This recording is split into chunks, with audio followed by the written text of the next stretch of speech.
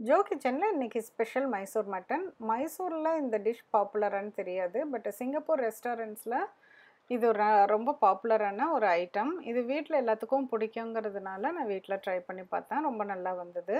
எப்படி செய்கிறதுன்னு பார்க்கலாம். ஒரு 1/2 கிலோ மட்டன் எடுத்துகிட்டு அதில் 3/4 tablespoon ginger garlic paste, மஞ்சத்தூள், மிளகாத்தூள், கொஞ்சம் சால்ட், கொஞ்சமாக தண்ணி, 1/2 கப் வாட்டர் போதும். இதை போட்டு குக்கரில் ஃபஸ்ட்டு நல்லா வேக வச்சு எடுத்து வச்சுக்கணும்.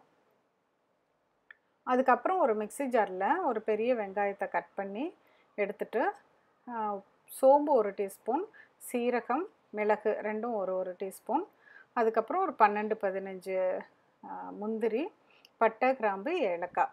இந்த சோம்பு, சீரகம், மிளகு 3மே ஒரே அளவில் இருக்கணும். இதை எல்லாத்தையும் எடுத்து அந்த மிக்சிலேயே ஆனியன் கூடயே சேர்த்து போட்டுட்டு, அதுக்கப்புறமேல ஒரு 1/2 கப் துருவின தேங்காய், இந்த தேங்காயையும் அதோடையே சேர்த்து வச்சு நல்லா ஒரு ஃபைன் பேஸ்ட்டாக அரைச்சி எடுத்துக்கணும்.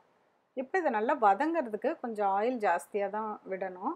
ஸோ 2.5 டேபிள் ஸ்பூன் நல்லெண்ணெய் எடுத்திருக்கேன். அந்த எண்ணெய் காஞ்சதுக்கப்புறம் அரைச்சி வச்சுருக்கேன் இந்த பேஸ்ட்டை அதோடு போட்டு நல்லா வதக்கிக்கணும். வெங்காயத்தோட பச்சை வாசம் போகிற வரைக்கும் வதக்கிட்டு, அதுக்கப்புறம் கொஞ்சமாக ஜிஞ்சர் கார்லிக் பேஸ்ட்டு அதோடையே போட்டு வதக்கணும். ஏன்னா ஏற்கனவே நம்ம கறி வேகிறதுக்கு அதோடையே ஜிஞ்சர் கார்லிக்லாம் போட்டாச்சு. இப்போ இதை போட்டதுக்கப்புறம் இந்த மாதிரி பூண்டு கொஞ்சம் பெரிய பெரிய துண்டாக வச்சுட்டு அதையும் இதோடையே சேர்த்து வதக்கணும். இந்த மசாலா கூடயே சேர்த்து வதக்கணும். முன்னாடியே போட்டு வதக்க வேண்டாம், ஏன்னா பூண்டு கொஞ்சம் முழுசாக தெரியணும்.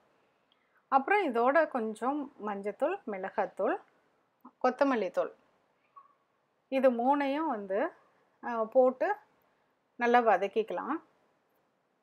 இந்த மசாலாவோட சேர்த்து இந்த பொடியும் சேர்ந்து கலக்கிட்டு, முன்னாடியே எண்ணெய் விட்டுருச்சு, நல்லா பச்சை வாசமும் போயிடுச்சு. ஜஸ்ட்டு இந்த மிளகாத்தூள் இதெல்லாம் இந்த கலக்கிறதுக்காக மட்டும் போட்டு நல்லா மிக்ஸ் பண்ணிடலாம்.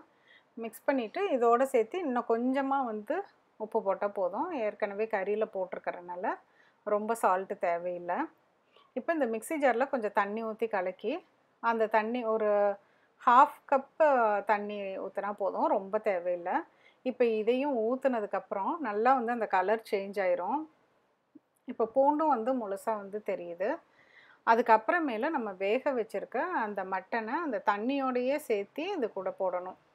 இப்போ அது போட்டதுக்கப்புறம் கொஞ்சம் கரண்டி வச்சுட்டு திறந்த மாதிரி இருக்கிற மாதிரி அந்த பேனை மூடி வச்சிடலாம். மூடி ஒரு ஃபியூ மினிட்ஸ் கழித்து எடுத்து பார்த்தா நல்லா தண்ணி வற்றி கொஞ்சம் ட்ரையாக இருக்கும். சுக்கா மாதிரி ரொம்ப ட்ரையாக தேவையில்லை, கொஞ்சம் அந்த மசாலா இருக்கணும். இப்போ ஹேண்ட்ஃபுல் ஆஃப் கறி லீவ்ஸ் இதில் போட்டோம்னா நல்ல ஃப்ளேவர் கொடுக்கும். இப்போ ரெடி ஆயிடுச்சு. கண்டிப்பாக இந்த டிஷ்ஷை ட்ரை பண்ணி பார்த்துட்டு உங்கள் ஃபீட்பேக் கமெண்ட்ஸில் சொல்லுங்கள். Please like and share, subscribe my channel. மீண்டும் ஒரு புதிய ரெசிபியோடு உங்களை சீக்கிரம் மீட் பண்ணுறேன். தேங்க்யூ.